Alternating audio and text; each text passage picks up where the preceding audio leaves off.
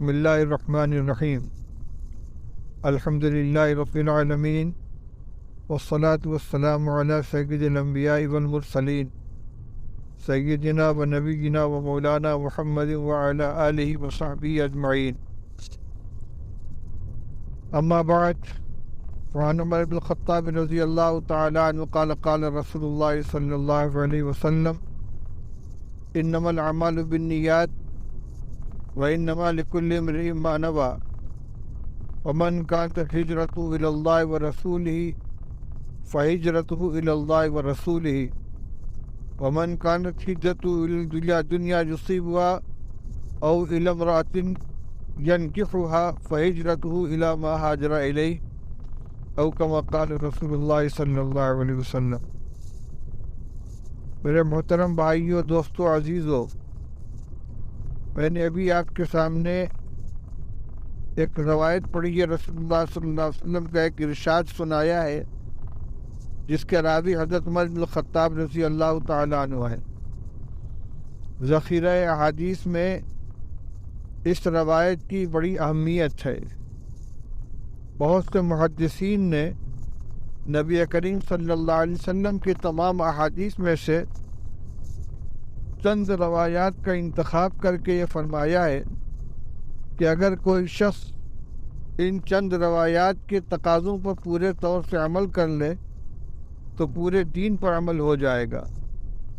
امام ابو داؤد رحمۃ اللہ علیہ ہیں اور دیگر محدثین نے اس طرح کا انتخاب کیا ہے، اور سب کے یہاں اس حدیث پاک کو سب سے زیادہ اہمیت حاصل ہے ان منتخب روایات کے اندر۔ اس روایت کا تعلق تصحیح نیت سے ہے۔ امام بخاری رحمۃ اللہ علیہ نے اپنی جامع اسی حدیث سے شروع کی ہے، سب سے پہلے اسی روایت کو لے آئے ہیں۔ مشکوٰۃ شریف میں بھی سب سے پہلے اسی حدیث کو دیا گیا ہے، اور بہت مشہور روایت ہے۔ حضرت عمر رضی اللہ تعالیٰ عنہ فرماتے ہیں کہ رسول اللہ صلی اللہ علیہ وسلم نے ارشاد فرمایا کہ تمام اعمال کا مدار نیتوں کے اوپر ہے۔ جیسی نیت ہوگی ویسا ہی اللہ کی طرف سے معاملہ ہوگا۔ پھر اس کے بعد اس کی تشریح کے طور پر فرمایا کہ جس کی نیت ہجرت کرنے سے اللہ اور اس کے رسول کی طرف ہجرت کرنا ہو، یعنی ان کو راضی کرنے کے لیے، ان کے حکم کی تعمیل کے لیے، تو اس کی ہجرت اللہ کے یہاں بھی اللہ اور اس کے رسول کی طرف شمار کی جائے گی، یعنی اس کی ہجرت معتبر ہوگی، اس کا اجر و ثواب ملے گا۔ اور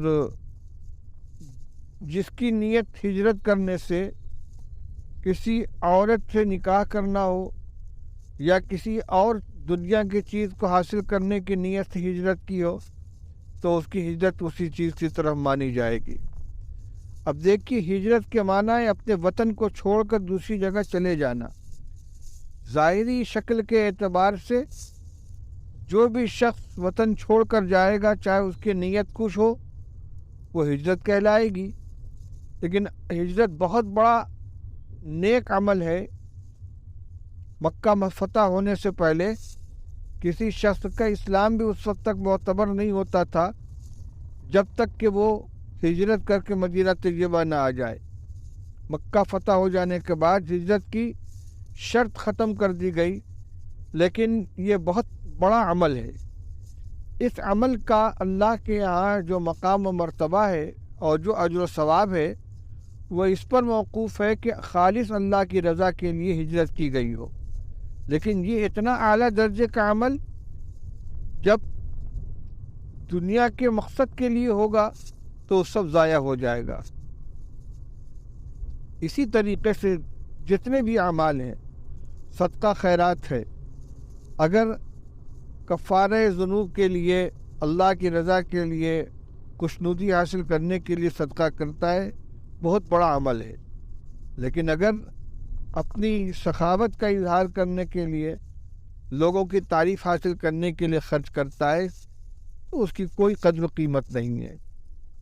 ایسے ہی نماز ہے، نفل نمازیں کوئی انسان ادا کرتا ہے اگر نیت درست ہے تو یہ اللہ کے قرب کا سب سے مضبوط ذریعہ ہے، لیکن اگر نیت دکھاوے کی ہو تو قرآن پاک کے اندر فرمایا گیا فَوَيْلٌ لِّلْمُصَلِّينَ الَّذِينَ هُمْ عَنْ صَلَاتِهِمْ سَاهُونَ الَّذِينَ هُمْ يُرَاءُونَ وَيَمْنَعُونَ الْمَاعُونَ۔ ان لوگوں کے لیے ہلاکت و بربادی اور تباہی ہے کہ جو نماز کے اندر غفلت برتتے ہیں اور دکھاوا کرتے ہیں اور معمولی چیزیں بھی صدقہ نہیں کرتے۔ سورہ الف و ارائیت الذی کے اندر یہ آیت آپ نے پڑھی ہے، تمام لوگ جانتے ہیں۔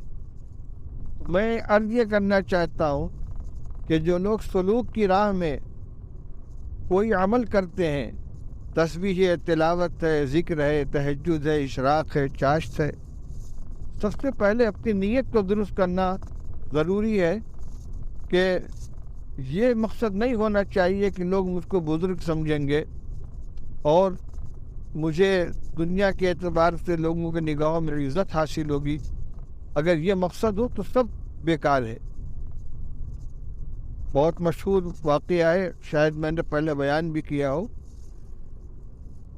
پنجاب کے ایک عالم سے مولانا حبیب الرحمن صاحب لدھیانوی، وہ حضرت مولانا عبد القادر صاحب رحمۃ اللہ علیہ سے تعلق رکھتے تھے اور حضرت مولانا محمد زکریہ صاحب رحمۃ اللہ علیہ کے ابھی ان کا کبھی کبھار آنا جانا ہوتا تھا۔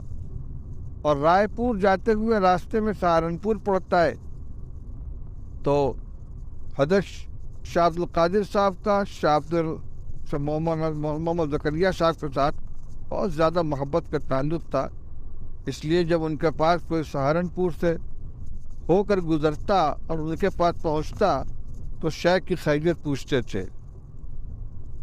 اس مجبوری کی وجہ سے مولانا حبیب الرحمن صاحب لدھیانوی ہمیشہ رائے پور جاتے ہوئے شیخ سے ملاقات کر کے جاتے تھے، اس لیے کہ اگر یہ پتہ چلتا کہ سہارنپور سے ہو کر آئے ہیں، شیخ سے مل کر آئے ہیں، تو قریب میں بیٹھنے کی جگہ ملتی، خصوصی ملاقات ہوتی، اور اگر باہر چلے گئے ہیں تو کوئی خاص توجہ نہیں ہوتی۔ وہ خاص توجہ حاصل کرنے کے لیے ان کی مجبوری تھی کہ شیخ سے مل کر جائیں۔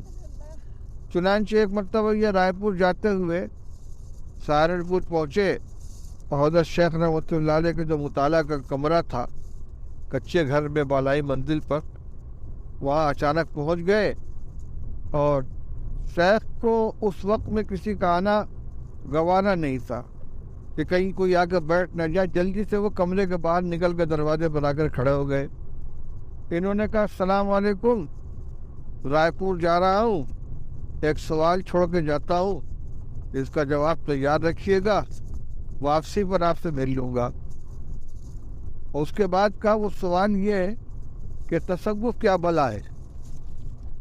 مولانا حبیب الرحمن صاحب لدھیانوی ذرا سیاسی قسم کے آدمی تھے، وہ تصوف وغیرہ کے قائل نہیں تھے، تو انہوں نے ان کے سوال کا انداز یہ تھا کہ تصوف کیا بلا ہے؟ حضرت شیخ رحمۃ اللہ نے فرمایا جواب ہاتھ کے ہاتھ لیتے جاؤ، تصوف نام ہے تصفیہ نیت کا، بس تصوف نام ہے تصفیہ نیت کا، نیت کو درست کر لینا کہ ہر کام اللہ کی رضا کے لیے کیا جائے، حتیٰ کہ دنیا کا بھی جو کام ہے وہ بھی اللہ کی رضا کے لیے کیا جائے۔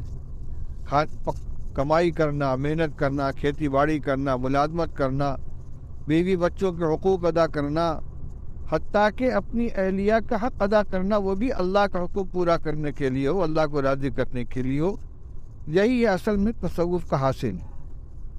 وہ سوال جواب سن کر چلے گئے۔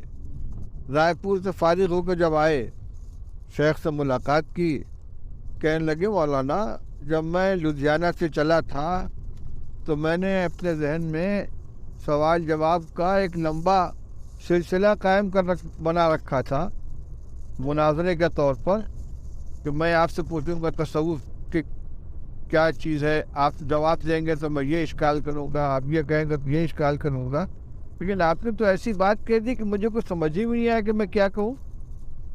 تو شیخ نے فرمایا جی ہاں میں نے صحیح کہا، تصوف تصفیہ نیت ہی کا نام ہے۔